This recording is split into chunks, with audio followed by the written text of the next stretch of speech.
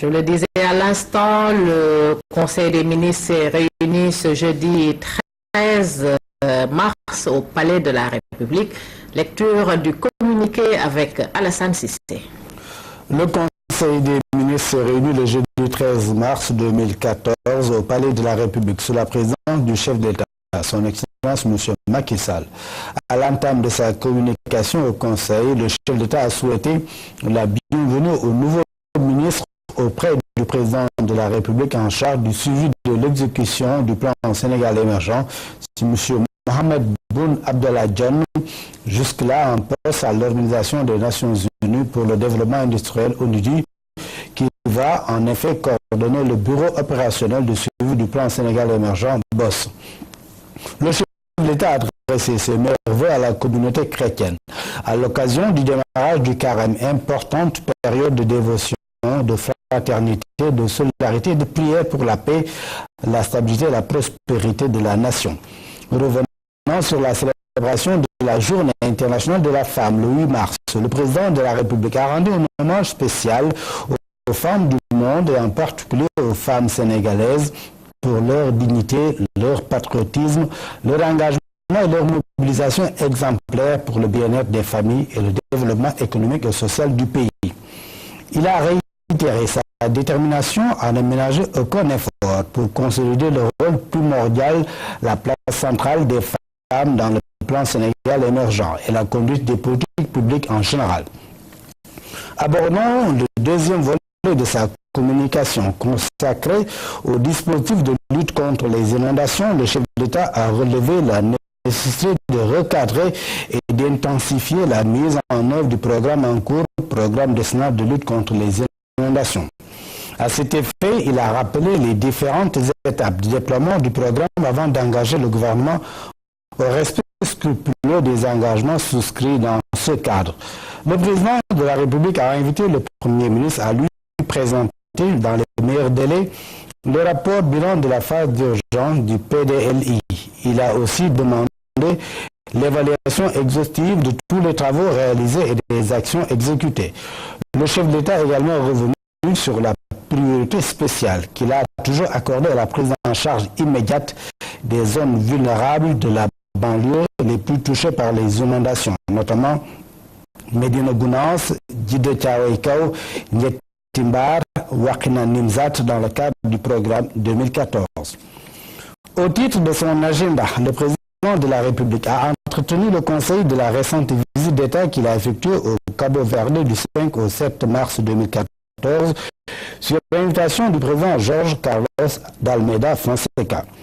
Il a souligné tout l'intérêt de sa visite qui a permis de redynamiser la coopération économique et commerciale entre le Sénégal et le Cabo-Verde, notamment dans les secteurs de l'agriculture, de la pêche, de l'élevage, de l'habitat.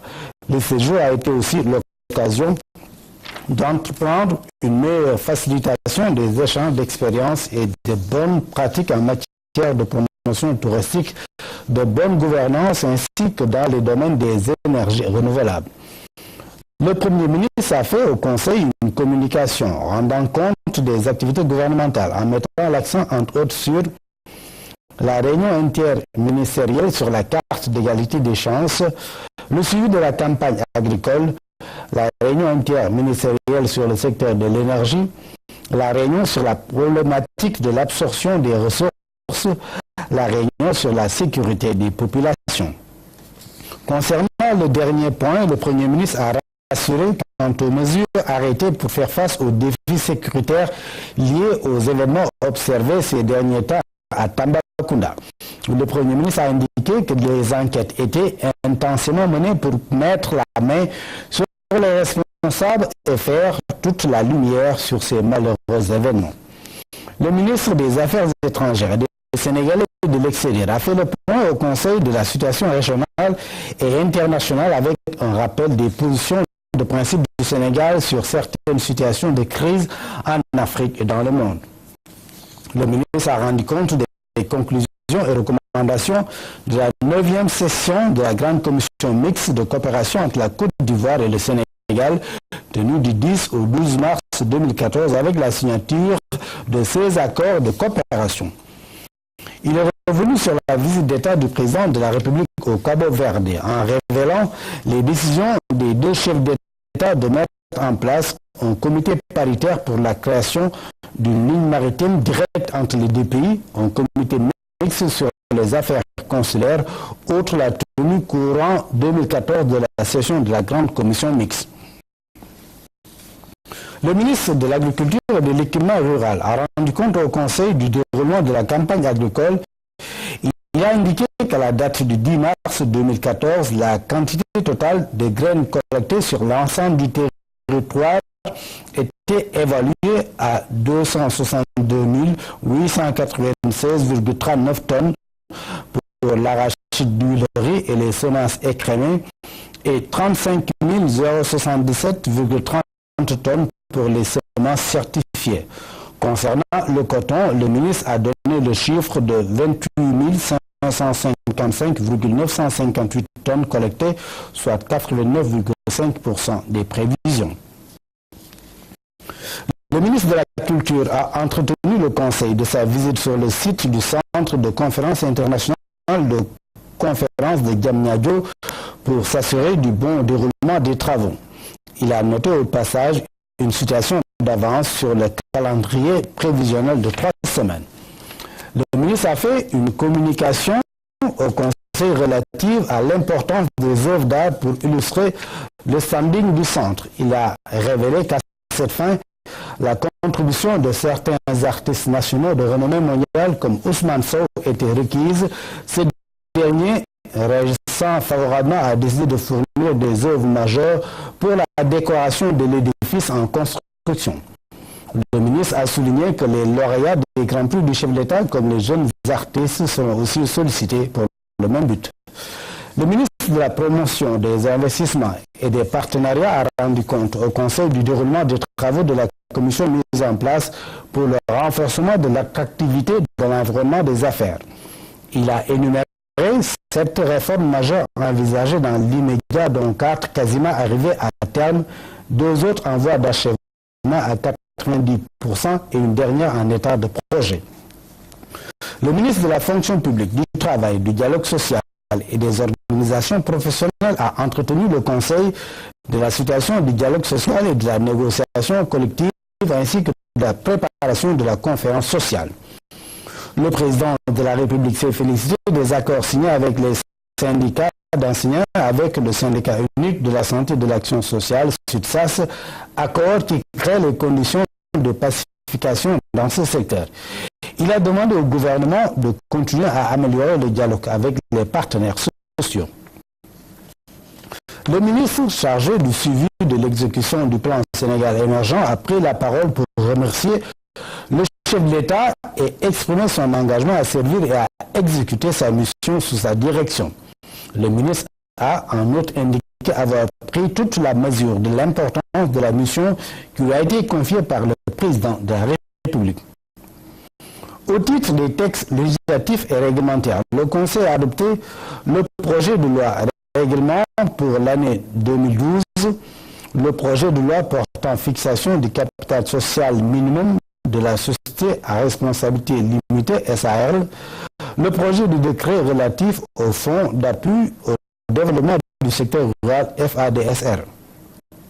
Au titre des mesures individuelles, le président de la République a pris les décisions suivantes.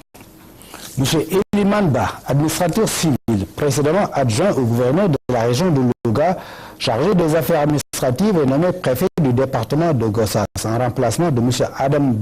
Adama Bayras Ndiaye, appelé à d'autres fonctions. Mme Khadi Ndaou Diagne, administrateur civil principal, est nommé directeur du budget à la direction générale des finances. M. Elhaj Mamadou Diao, inspecteur principal des impôts et des domaines, est nommé directeur des services régionaux à la direction générale des impôts et des domaines.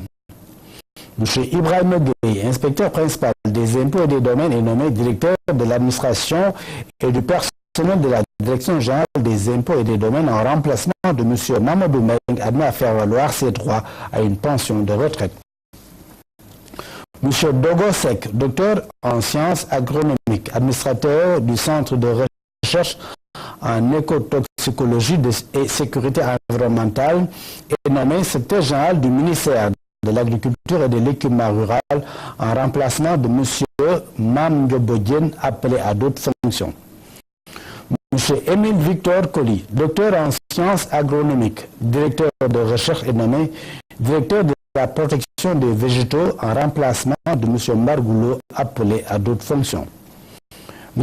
Oumar Sané, ingénieur agronome, est nommé directeur de l'agriculture en remplacement de M. Mamadou Diallo, appelé à d'autres fonctions. M. Modou Barengay, administrateur civil, est nommé inspecteur des affaires administratives et financières au ministère du Plan. M. Ababakar Gueye, professeur de droit, est nommé secrétaire général du ministère de la Communication et de l'économie numérique. M. Malik Ndiaye, ingénieur et informaticien, est nommé directeur général de l'économie numérique au ministère de la Communication et de l'économie numérique. C'était là le communiqué du Conseil des ministres qui s'est réuni ce jeudi 13 mars 2014, communiqué lu par Alassane Sucé. La suite de l'actualité, le gouvernement s'est engagé dans un processus d'amélioration et de réglementation des DARA. C'est ce qu'a annoncé ce matin